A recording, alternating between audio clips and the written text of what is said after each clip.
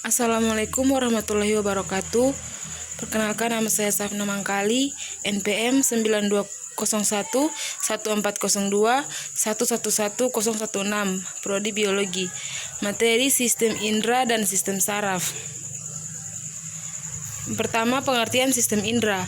Sistem indera adalah bagian dari sistem saraf yang berfungsi untuk proses informasi indera. Di dalam sistem indera terdapat reseptor indera, jalur saraf, dan bagian dari otak ikut serta dalam tanggapan indera.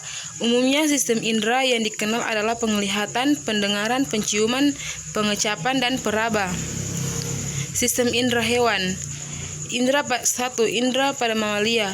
Pada umumnya, semua jenis indera yang dimiliki oleh manusia juga dimiliki oleh mamalia. Mamalia memiliki 5 macam alat indera. Masing-masing alat indera tersebut juga berkembang dan berfungsi dengan baik. Kedua, indera pada burung. Indera penglihat dan indera keseimbangan burung berkembang dengan baik. Kemudian,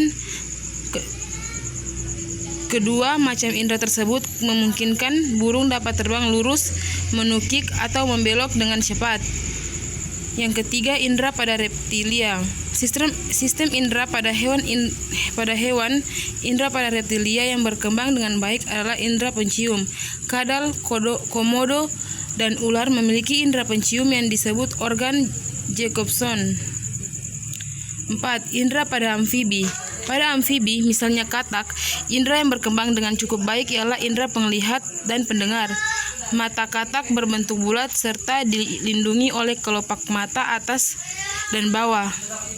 Yang kelima, indera pada ikan. Sistem indera pada hewan indera ikan yang berkembang dengan baik adalah indera penglihat, pencium, dan pendengar.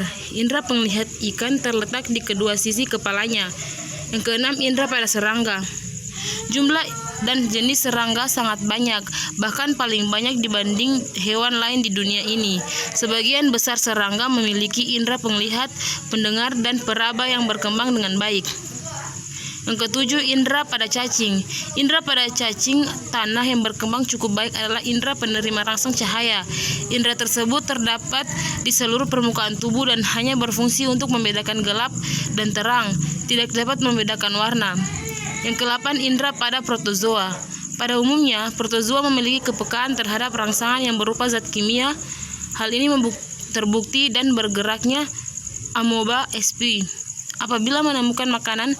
Selain itu, amoeba sp juga peka terhadap rangsang sentuhan dan cahaya. Yang kedua, pengertian sistem saraf. Sistem saraf merupakan sistem yang khas bagi hewan, karena sistem saraf ini tidak dimiliki oleh tumbuhan. Sistem saraf yang dimiliki oleh hewan berbeda-beda. Semakin tinggi tingkatan hewan, semakin kompleks sistem sarafnya.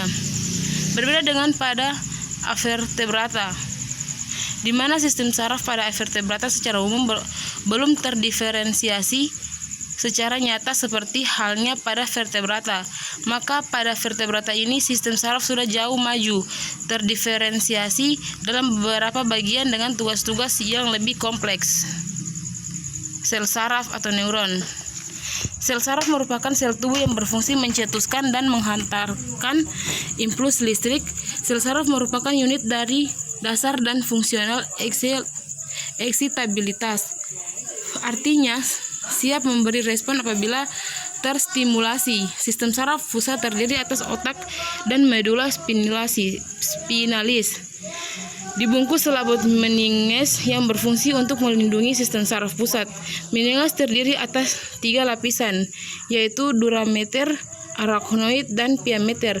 Di antara lapisan-lapisan ini terdapat rongga-rongga, yaitu rongga epidural space, rongga subdural space, rongga subarachnoid space. Sistem saraf pada ikan. Ikan mempunyai otak yang pendek, lobus olfactorius, hemisfer cerebral, dan diencephalon kecil, sedangkan lobus opticus dan cerebellum besar. Korda saraf tertutup dengan lengkung-lengkung neural sehingga mengakibatkan saraf spinal berpasangan pada tiap segmen tubuh. Pada ikan, otak besar dan otak tengah berhubungan dengan saraf penglihatan. Sistem saraf reptilia. Pada reptilia, otak besar berkembang dengan baik. Secara pusat saraf pembau, otak besar ini meluas sehingga menutupi otak tengah.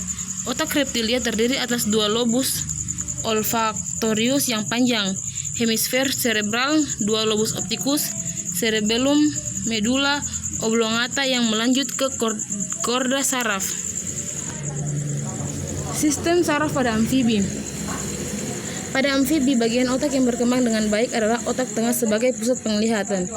Otak besar berhubungan dengan indera pencium dan otak kecil hanya merupakan lengkung mendatar yang menuju ke sumsum lanjutan yang tidak berkembang dengan baik.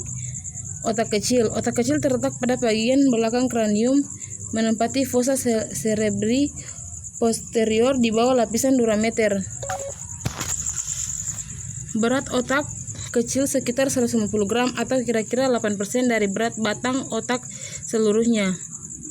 Fungsi otak kecil pada umumnya adalah mengkoordinasikan gerakan-gerakan otot sehingga gerakan dapat terlaksana dengan sempurna. Otak tengah atau mesencephalon. Otak tengah terletak di depan otak kecil dan jembatan farol. Di depan otak tengah terdapat talamus dan kelenjar hipofisis yang mengatur kerja kelenjar-kelenjar endokrin. Saraf otonom. Sistem saraf otonom disusun oleh serabut saraf yang berasal dari otak maupun dari sumsum tulang belakang dan menuju organ yang bersangkutan. Dalam sistem saraf ini terdapat beberapa jalur dan masing-masing jalur membentuk sinapsis yang kompleks dan juga membentuk ganglion. Urat saraf yang terdapat pada pangkal ganglion disebut urat saraf praganglion dan yang berada pada ujung ganglion disebut urat saraf postganglion. Sekian materi yang saya sampaikan. Apabila ada kekurangan, mohon maaf. Wassalamualaikum warahmatullahi wabarakatuh.